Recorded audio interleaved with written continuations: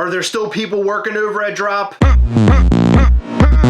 If you have not been watching our latest content, you may not know that we uncovered that NFT Funko Pops might be dead forever. And we found this out through anonymous emails. Also, we reached out to contacts that we've had from over the years, confirming a lot of what we were told in those emails. So now we have a little bit more information, and we also have some conspiracy theories. I got some conspiracy theories I want to talk about. I love conspiracy theories. They're fun. And I feel like this is legitimate. This isn't some Bigfoot Loch Ness Monster bullshit. This could be the real thing. And we received a comment on our latest NFT video where somebody has actually reached out to Droppp about this, and they received a response. It's interesting that Droppp is responding at all at this point. I think they're trying to do what they can to calm people down about this whole situation, because I would imagine people are pretty freaked out. They had to have some sort of legal response that they could respond with. We uncovered this thing through an anonymous source. This isn't something that they wanted to just come out like this. We uncovered something, and now it's out there, and people are flipping the fuck out. And the people that we've been talking to today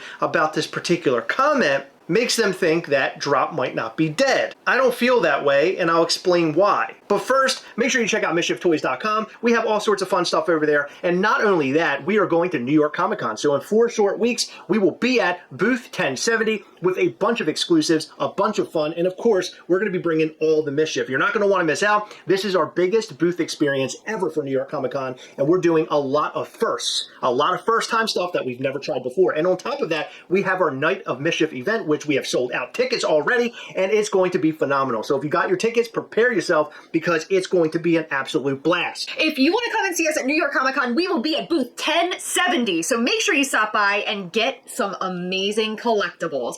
Also, sign up for our newsletter and follow us on socials so you can get all of the most up-to-date information about all of the fun that happens over at MISCHIEFtoys.com and all of the fun coming to New York Comic Con. We are bringing a new figure every single day. We have some amazing promos. You are not going to want to miss it. If you have not gotten your tickets to New York Comic Con yet, make sure you get them, because it is going to be epic. And make sure that you wear all of your Mischief Toys gear, because wearing your Mischief Toys gear might get you something really special at our booth. So do we want to jump directly into this comment first? I'd actually like to bring up a message that we received the other day that we've already talked about in a previous video. One of our contacts said, last I heard they had a skeleton crew. So that basically means that the people they have working for them are just like there, and they're just doing what has to be done at this point. Yeah, and that actually matches the comment that we received. The message is from Herman Clark. He says, well, I took a shot and I sent an email late last night to Droppp support,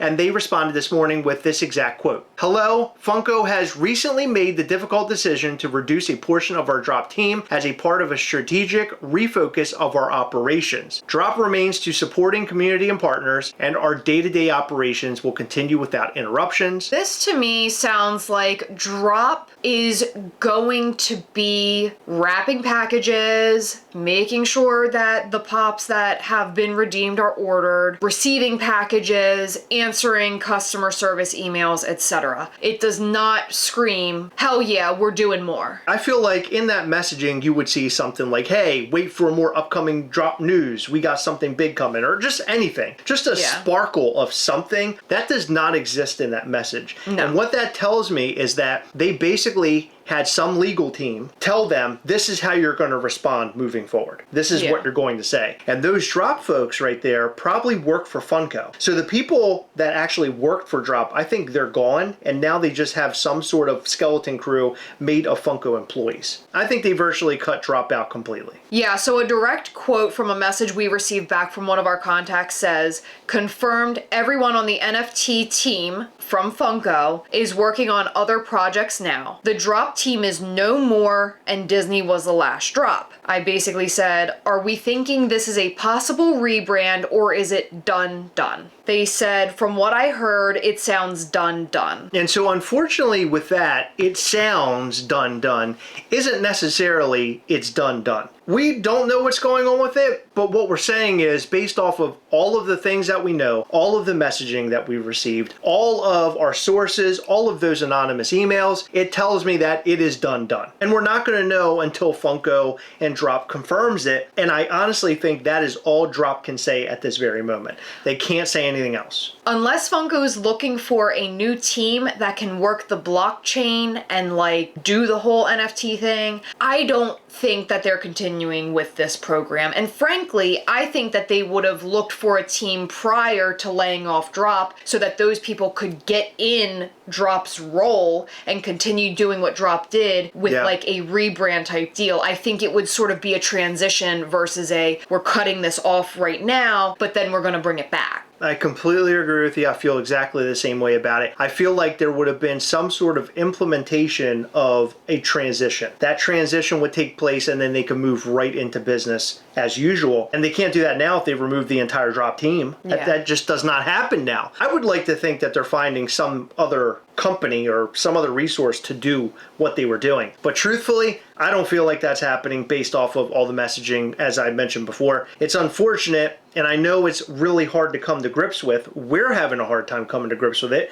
because we loved it. And you more so than me. Well, I absolutely advocate the fact that Funko should try to figure this out and should try to bring it back. I know there's a lot of people out there who hate it, but there are a lot of people out there who absolutely loved it. Yeah, and I absolutely believe that had they spent more time marketing this program as well as informing the general public in a simple way like a quick tutorial video, I think that there would have been a lot more support with this project. One thing I want to note, and I'm not sure how this fits in here. I asked a very specific question to somebody that I know knows this for a fact. It's a question that I've replied to different comments about because I simply just don't know, but I asked the question and I found out. So a lot of people were basically like, well, if Funko didn't choose such high numbers for the drops, there would have been sellouts, it would have done a lot better. But I would reply something along the lines of, was it Funko's choice or was it more of a collaboration with like who they had a license with? Some licensors might say, you know, we need to meet a certain minimum. I do think that with licenses, a lot of them require upfront costs or a certain percentage. So maybe Funko partially made this decision based off of that percentage or that upfront fee. But I did get confirmation that Funko did come up with the amount of card packs per drop. Wow, that's humongous news. I did not know that. Neither did I. She never shared that with me. I didn't know that. Well, it's in our inbox. That's incredible. Well, I mean, that's a really big piece of information right there. But I think, honestly, what this comes down to is that they could not sell out of these drops. They were having to burn so much, and it did not remain lucrative like it was at the beginning. If you remember, at the very beginning, you were limited to the amount of card packs that you could have purchased. And in the most recent drop, they were letting you spend like all the money. They were allowing you just to buy whatever the hell you wanted because they wanted to sell out of those cards. Yeah. So it became like a fan hungry sort of thing at the beginning where in the end it was sort of dormant. Yeah, and that's exactly where proper marketing and proper education come in. I have a whole conspiracy theory about this.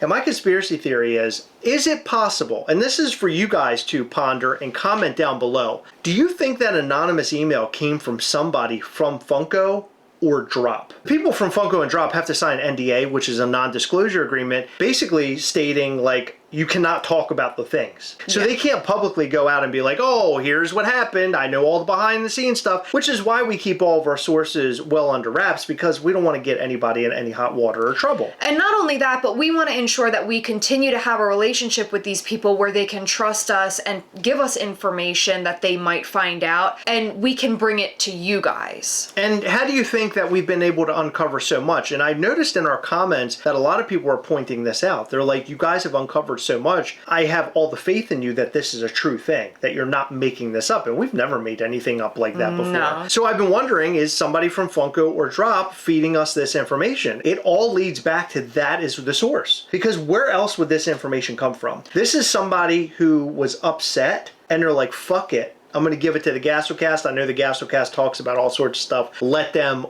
unravel this whole thing. I'm about to say something in a moment that might actually lead us to believe maybe they're not disgruntled and there's a different reason. The person did tell us where they are from. However, I could make an anonymous email right now and pretend that my name's Justin and I'm 62 years old from Kansas. Like, I can say whatever hidden behind a different email. So we do not have this person's name. We were unable to verify who they are and what they do. However, they told us why we should trust them, which is why we didn't come on this channel in front of this camera and speak on this without talking to other sources, because like I said, I could be Justin from Kansas right now. Something that may or may not be widely known is that when you're dealing with NFTs, you're dealing with something called a blockchain. And a blockchain is basically a place that stores information and stores data. The data that's being stored on this blockchain, the NFTs, as well as what happened with those NFTs, where their life cycle has been. So like, for example, Chris from the Gastlecast opened a card pack 2 days ago, but he got a duplicate card and he sends it to a friend. It will tell you, you opened a card pack, you received it, but then you transferred it to somebody else's wallet. It shows the life cycle of the NFT. So the blockchain has all of this data stored on it. Because they're storing data, they're paying money for that data being stored. You have to think, over the 4.5 or so years Funko has been releasing NFTs, how many cards and card packs are stored on that blockchain? How much money can they possibly be shelling out for this? Now, I don't know how much it costs each month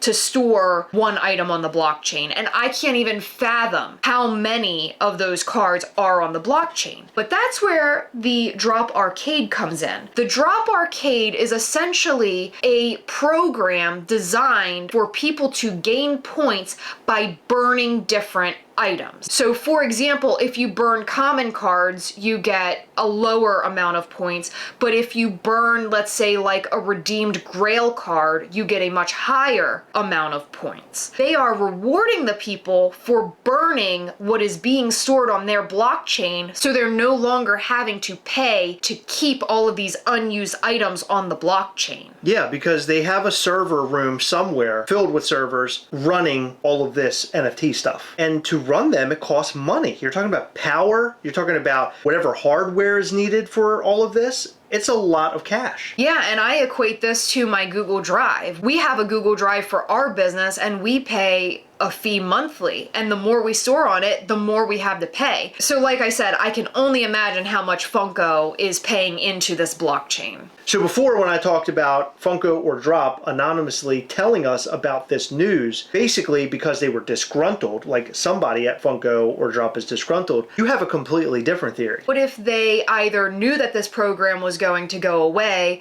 and they planned it this way so that they could sort of start the process of people like getting rid of their stuff on the blockchain, or if they were trying to save it initially with the Droppp Arcade and it didn't quite work, they're still not doing as well as they hope, so they're just sort of like fading away. What if they were trying to bamboozle us and get people to freak out and like buy, sell, trade, burn all of this stuff? Yeah, because a lot of people are doing that right now. Yeah, because like rumors are flying, and apparently the Droppp marketplace is going insane. Now, I will say that our sources did confirm all of Droppp is gone, and this person would absolutely not steer us wrong for those purposes. Right. But it was something that crossed my mind. That original anonymous email, because that just kind of came out of nowhere. As I mentioned in a previous video, it came to us like really early in the morning. I'm reading it and I'm like, what the fuck is this? Yeah. And I shared it with you and you're just like, I gotta talk to some people. We gotta figure this whole thing out. Yeah. And we did, and now here we are. Based off of the messaging that we received in our comments and that email that this person received back, thank you again, Herman, for that information. It really seems like all they're doing is sort of managing this thing as a skeleton crew, because they can't just shut this down. No, because they still have so many outstanding drops.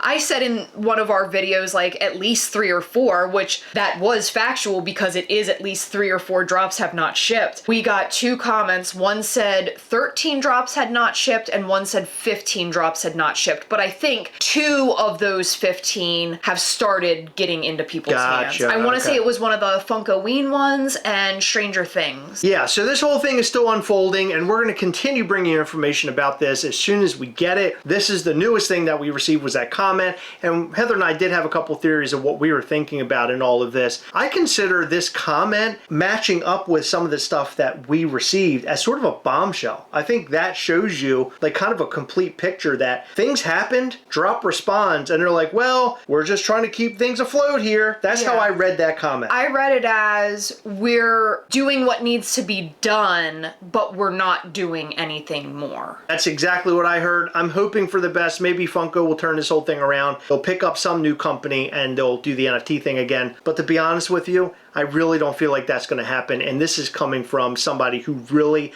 enjoyed the whole NFT thing. I really did. We want to know your guys' thoughts about this entire thing in the comment section down below. Do you think this comment is basically the last nail in the coffin about this whole Droppp thing? Do you think it brings us a little bit of hope that maybe something good is going to happen? Do you think it's all negative? We want to know your thoughts and more in the comment section below. In every video, we like to shout out to some of our patrons on Patreon. In this video, we'd like to shout out to Carlos Q, Patricia Hertog, Dennis Cass, Garrett aka FastMode24, Notorious Esme, Michelle D, Christopher Stevo, Deuce, Chavo, Hassan E, Justin and Stacey McKenzie, Craig Matthews, Mackie Bull, Celeste Crawford, and Josh Swan. Thank you so much for your continued support. We appreciate all of our patrons. You guys rock so hard. Check out patreon.com/Gastlecast for more information about our Patreon. We go live every single month with our patrons via Google Meet. We hang out. We show upcoming Mischief Toys things. We also do a bunch of giveaways and hang out. It is a really great time. You can win some awesome stuff there, and we're going to be showing NYCC Day 1 exclusive Mischief Toy stuff on the next September 2025 call. We're going to show you all sorts of stuff, talk to you about all sorts of stuff. It is your sneak preview in what Mischief Toys is going to be doing at the convention. Go to patreon.com/Gastlecast now to join up. You can join for as low as $5 to be a part of those calls. If you want to be a part of the giveaways, you can join for $10 or $20. Go check it out, patreon.com/Gastlecast. Hit the like button, subscribe button, and the little bell. That way you'll know anytime we go live or post brand new content. You don't want to miss your new content. We have a blast here, and you also learn all sorts of Funko news, so come back and watch us. We also go live every Sunday between 8 and 9 p.m. Eastern. Thank you so much for tuning in. We appreciate you. We'll see you in the next one. Bye.